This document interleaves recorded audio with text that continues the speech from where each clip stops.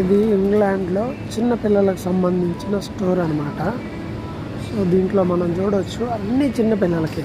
మనకి సిటీలో ఎక్కడన్నా చిన్న చిన్న షాపులు ఉంటే అబ్బో అనుకుంటాం. ఇక్కడ ఓవరాల్గా ప్రతిదీ పిల్లలకు సంబంధించిన ఐటమ్స్ అన్నీ ఉంటాయి. Thank you. సో ఇంక ఇవన్నీ చూడండి.